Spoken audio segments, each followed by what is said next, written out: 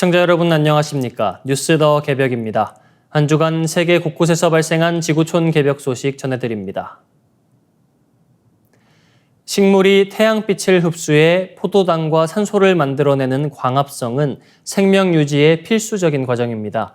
이 자연의 원리를 모방하려는 인공광합성 연구에 새로운 돌파구가 열렸습니다. 스위스 바젤대학교 올리브에스 웽어 교수 연구팀이 빛을 받아 두 개의 양전하와 두 개의 음전하를 동시에 저장할 수 있는 특수 분자를 개발했다고 국제약술지 네이처 케미스트리가 8월 25일 보도했습니다. 이 인공광합성은 태양빛을 활용해 이산화탄소나 물을 분해, 수소, 메탄올 같은 청정 연료를 합성하는 기술입니다. 하지만 화학 반응에 필요한 전하를 안정적으로 분리하고 이동시키는 것이 늘 난제였습니다. 전하가 이동 과정에서 쉽게 소멸해 충분한 양을 확보하기 어려웠기 때문입니다. 연구팀은 두 번의 빛 자극만으로 4개의 전하를 축적하는 방식을 고안했습니다. 첫 번째 빛이 닿으면 양전하와 음전하 하나씩이 분자 양 끝에 저장되고 두 번째 빛이 들어오면 같은 과정이 반복돼 최종적으로 2개의 양전하와 2개의 음전하가 안정적으로 모입니다. 특히 이번 분자는 실제 태양광과 비슷한 약한 빛에서도 작동한다는 점에서 의미가 큽니다. 이 분자는 분자 배터리처럼 기능해 일시적으로 전기를 저장할 수 있으며 저장된 전하는 충분히 오래 유지돼 물 분해를 통한 수소 생산이나 이산화탄소 환원 반응에 활용될 수 있습니다. 연구진은 이를 기반으로 장차 메탄올이나 친환경 휘발유 같은 합성 연료 생산도 가능할 것으로 기대하고 있습니다. 웽어 교수는 완전한 인공광합성 시스템은 아니지만 이번 성과가 핵심 퍼즐 조각을 맞춘 셈이라며 지속 가능한 에너지 미래를 여는 데 중요한 단서를 제공했다고 강조했습니다. 이번 연구는 인류가 직면한 에너지 위기와 기후변화 대응을 위한 과학적 해법으로 평가받고 있으며 인공광합성이 태양 연료 시대의 초석이 될 수 있다는 전망을 한층 앞당겼습니다. 우크라이나 전쟁에 향배를 가를 정치적 긴장이 고조되고 있습니다. 볼로디미르 젤렌스키 대통령의 대체 주자로 발레리 잘루즈니 전 우크라이나군 총사령관이 급부상하고 있다는 분석이 나왔습니다. 영국 일간 가디언은 8월 25일 소식통을 인용해 올해 2월 젤렌스키 대통령과 트럼프 미국 대통령 간 백악관 정상회담이 파국으로 끝난 직후 JD 벤스 미국 부통령이 잘루즈니와 직접 통화를 원했다고 보도했습니다. 당시 벤스는 다양한 외교 채널을 동원해 접촉을 시도했지만 잘루즈니는 안드리 예르마크 대통령 비서실장과 상의 끝에 이를 거절했습니다. 가디언은 이를 두고 미국이 젤렌스키를 대체할 플랜 B를 탐색한 정황이라고 해석했습니다. 잘루즈니는 러시아의 전면 침공이 시작된 2022년부터 군 총사령관으로 전선을 지휘하며 전쟁 영웅으로 떠올랐습니다.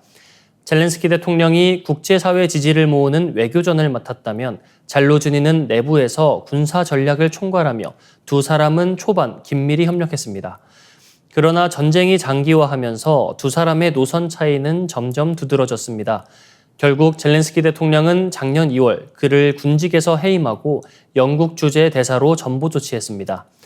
여론은 이 인사가 잘루즈니의 인기를 견제하기 위한 정치적 판단이라는 해석을 내놨습니다. 현재 여론조사에서 잘루즈니는 젤렌스키의 가장 강력한 경쟁자로 꼽히고 있습니다. 다만 그는 군대식 위계에 익숙한 인물로 정부에 대한 충성을 유지하며 언행에 신중을 기해왔습니다. 정치적 포부를 직접적으로 드러낸 적은 없지만 국내외에서는 이미 그를 차기 대통령감으로 간주하는 분위기가 형성되고 있습니다. 특히 전쟁이 장기화되면서 국민 사이에서 젤렌스키 체제에 대한 피로감이 누적되고 반부패 정책을 둘러싼 반발까지 이어지며 정치적 불안정성이 커지고 있습니다. 푸틴 러시아 대통령은 젤렌스키를 더 이상 협상 파트너로 인정할 수 없다며 정상회담을 거부하고 있습니다. 반면 잘루즈니는 사석에서 조국을 위해 피, 땀, 눈물을 바칠 준비가 되어 있다며 윈스턴 처칠 전 영국 총리를 언급하는 등 강력한 지도자상을 내비친 것으로 전해졌습니다. 우크라이나 대선이 당장 예정된 것은 아니지만 전쟁 속 민심 변화와 국제 정세가 맞물리며 잘루즈니의 행보가 정치적 분수령이 될 가능성이 커지고 있습니다. 측근들은 그의 출마 선언이 결국 시간 문제일 뿐이라고 보고 있습니다.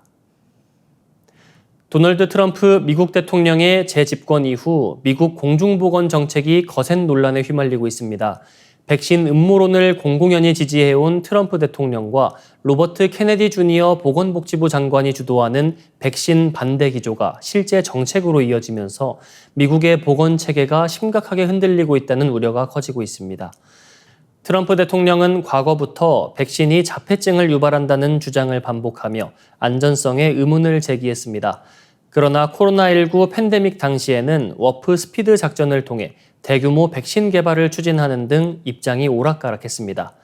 하지만 2기 행정부 출범 후 다시 백신 음모론을 정치적으로 활용하기 시작했고 코로나19 백신 접종을 의무화한 학교에 연방 지원을 금지하는 행정명령에 직접 서명했습니다. 이는 백신 불신을 지지층 결집 수단으로 삼는 전략적 선택이라는 분석이 제기됩니다. 이 같은 흐름에 불을 붙인 인물이 바로 케네디 주니어 장관입니다. 그는 복지부 수장이 된 이후 CDC 직원 수천 명을 해고하고 산하 백신 자문위원을 전원 교체했습니다. 백신 반대 단체 인사들이 자문기구를 장악하면서 과학적 근거보다 이념적 신념이 정책에 반영되고 있습니다.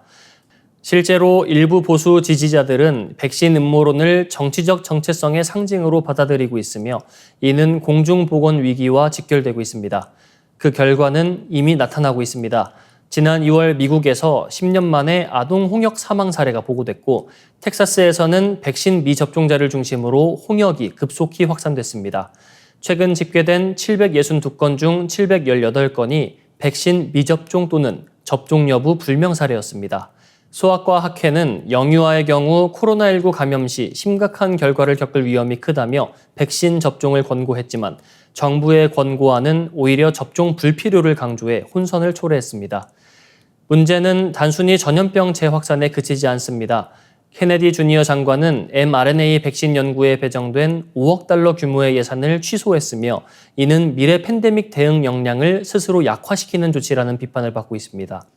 전문가들은 미국이 백신 후진국으로 전락할 수 있다고 경고하며 백일해와 소아마비 같은 질병이 다시 미국을 위협할 가능성도 배제할 수 없다고 지적합니다. 결국 트럼프 행정부의 백신 정책은 미국 사회의 공중보건 성과를 무너뜨릴 수 있다는 위기감이 확산되고 있습니다. 러시아가 어린이와 청소년을 대상으로 군사훈련 캠프를 열어 논란이 일고 있습니다. 우크라이나 전쟁이 장기화되는 가운데 애국심 고취를 내세운 조치지만 국제사회에서는 인권 침해와 아동 세뇌라는 비판이 제기되고 있습니다. 로이터 통신은 8월 22일 러시아 남부 로스토프주 돈강 유역에서 진행된 군사훈련 현장을 전했습니다. 이번 캠프에는 8세에서 17세 사이의 학생 83명이 참가했으며 우크라이나 전쟁 참전 경력을 가진 군인들이 교관으로 나섰습니다. 아이들은 위장 군복을 입고 강가 모래사장에서 포복 훈련을 하거나 진짜 무기를 손에 들고 사격 훈련을 체험했습니다. 최연소 참가자인 8세 소녀는 가장 기억에 남는 건 수류탄을 던져본 것이라고 말했습니다. 또 다른 참가자는 조국을 위해 봉사하고 싶다며 군 복무에 대한 의지를 드러냈습니다. 아이들은 훈련이 끝난 뒤 3번이나 달렸다, 우린 죽을 뻔했다며 웃으며 서로를 껴안기도 했습니다. 러시아 당국은 이번 훈련이 청소년들에게 건전한 애국심을 심어주고 국가적 회복력을 높이는 취지라고 강조했습니다. 실제 교관 중 한 명은 자신이 전쟁에서 다쳐 수술을 기다리는 상황임에도 아이들에게 내 경험을 전달하고 싶다며 훈련의 필요성을 역설했습니다. 또 다른 교관은 아이들이 뒷골목이 아닌 훈련장에서 시간을 보내는 게 낫다며 캠프의 긍정적 효과를 주장했습니다. 그러나 인권단체들의 시각은 다릅니다. 러시아 독립인권단체 네노르마는 미성년자에게 군사훈련을 시키거나 학교에서 무기제조법을 가르치는 것은 사실상 세뇌와 선전이라고 비판했습니다. 로이터 역시 이번 캠프를 두고 평범한 여름 캠프가 아니라 어린이까지 군사훈련 체계에 포함시키려는 러시아의 광범위한 정책의 일환이라고 지적했습니다. 전문가들은 러시아가 전쟁 장기화로 병력 확보와 사회 결속이 절실해지면서 어린이와 청소년을 대상으로 한 이른바 병영 학교화를 제도적으로 확산시키려는 것으로 분석하고 있습니다. 실제로 수류탄 투척, 장애물 돌파, 포복훈련 같은 전투 기술이 어린이들에게 직접 교육되고 있다는 점에서 전시 체제 강화가 노골적으로 드러난다는 평가가 나옵니다. 이상으로 뉴스 더 개병 마치겠습니다. 시청해주신 여러분 고맙습니다.